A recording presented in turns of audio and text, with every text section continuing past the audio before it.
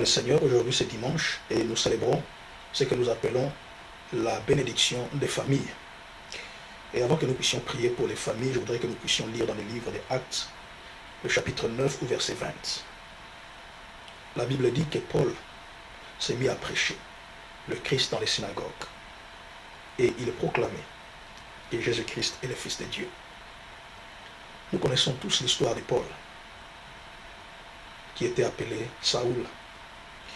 La Bible définit le début de cette vie de Paul ou de Saoul comme une vie qui était remplie de méchanceté.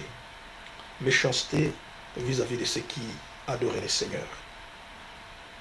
Et la première apparence où nous voyons Saoul, c'est lorsque Étienne était persécuté. Dans le livre des Actes, le chapitre 7 au verset 58, nous voyons que les témoins posaient leurs manteaux aux pieds d'un jeune homme appelé Saoul. Et à partir de ce jour, Saul s'est engagé à la destruction du christianisme. Acte le chapitre 8 au verset 3, la Bible dit, il allait troubler l'église. Il allait de maison en maison et il faisait sortir les hommes et les femmes et les emmener pour être jugés et condamnés.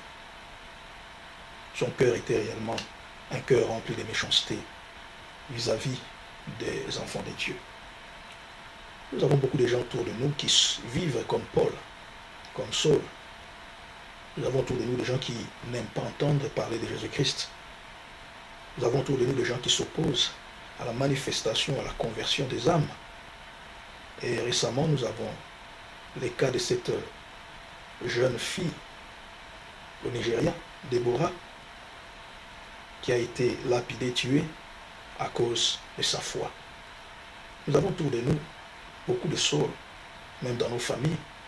Nous avons des membres de nos familles qui s'opposent à ce que nous puissions devenir chrétiens, que nous puissions proclamer Jésus-Christ et que nous puissions vivre une vie chrétienne. Comme Saul, il crée le trouble et le chaos dans nos foyers, dans nos mariages, dans nos vies. Et Saul ne s'est pas arrêté là. Dans Actes chapitre 9 au verset 2, la Bible dit qu'il décida d'aller même dans la ville de Damas afin de pouvoir enchaîner tous ceux qui étaient chrétiens. Lorsqu'un cœur est mauvais, mon frère, ma soeur, que tu le veuilles ou pas, ce cœur-là ne peut entraîner que la destruction, ne peut emmener que la mort, ne peut emmener que l'échec dans la vie des personnes innocentes. Et il semblait comme si rien ne pouvait arrêter les actes de Saul. Rien ne pouvait l'empêcher de continuer à faire ces mauvaises actions. Quelquefois, nous voyons la méchanceté autour de nous et nous nous décourageons parce que nous sentons comme si nous sommes impuissants, incapables de pouvoir faire face à ces actes de méchanceté. Mais quelquefois, nous oublions que là où nous n'avons pas de force, nous avons un Dieu qui est capable de résoudre les problèmes. Lorsque nous voyons la méchanceté dans nos foyers, dans nos familles, dans nos communautés, dans nos nations, au lieu de s'apitoyer, au lieu de chercher des solutions humaines qui n'aboutissent à rien, mon frère, ma soeur, il y a un Dieu qui est capable de toucher les cœurs de cet homme et de cette femme qui est rempli de méchanceté. Et nous voyons ici dans Actes chapitre 9, à partir du verset 3 jusqu'au verset 7, le Seigneur lui-même intervient pour arrêter Saul dans ses actions méchantes. Et dans Actes chapitre 9, au verset 13 jusqu'au verset 20, nous voyons comment Dieu est en train de changer les cœurs de Saul. Et quelquefois, lorsque même nous ne comprenons pas l'action de Dieu, mais Dieu justifie cela comme étant l'impératif de pouvoir étendre les royaumes de Dieu. Il change les cœurs pour que cet homme, cette femme devienne un défenseur du christianisme. Dieu ne change pas les cœurs pour que ce cœur soit seulement un cœur qui fait des actions bonnes, mais il change les cœurs pour que ce cœur commence à confesser Jésus-Christ comme Seigneur et Sauveur. Voilà pourquoi dans Actes chapitre 9, le verset 20, nous voyons que non seulement les cœurs de Saul étaient transformés, mais il était devenu un fervent proclamateur de Jésus-Christ. Il proclame que Jésus-Christ est le Fils de Dieu. C'est ça le changement de cœur que le Seigneur accomplit. Quand Dieu nous change les cœurs, mon frère, ma soeur, ce n'est pas pour que les gens voient que nous sommes bons, que nos attitudes ont changé. Mais Dieu change notre cœur pour que nous puissions devenir des proclamateurs, des prédicateurs de l'Évangile. Le changement des cœurs s'accompagne toujours par un désir fervent de proclamer que Jésus-Christ est le Fils de Dieu.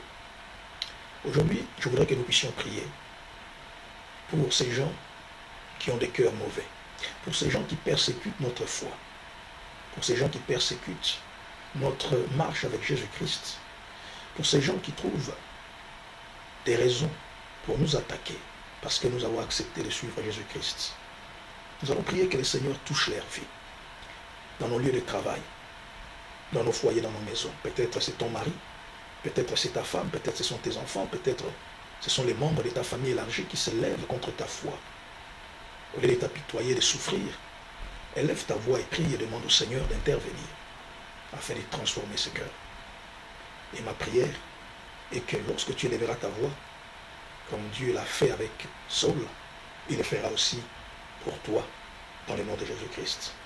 Ce dimanche, mon frère, ma soeur, notre prière est la transformation des cœurs, afin que nous puissions voir beaucoup ce dont nous croyons incapables de changer. Mais lorsque nous mettons notre foi en lui, il est capable de les transformer pour la gloire de son nom. Élève ta voix et prie là où tu es, et que le Seigneur agisse dans le nom de Jésus-Christ.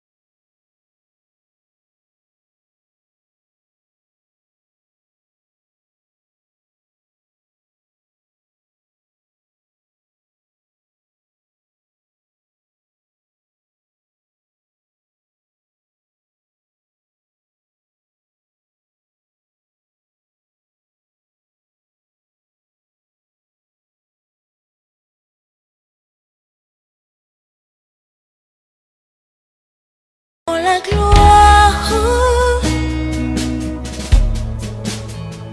de ta présence,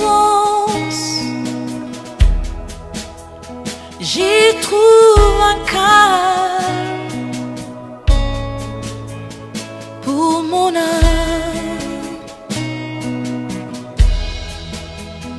Quand je plonge dans ton amour,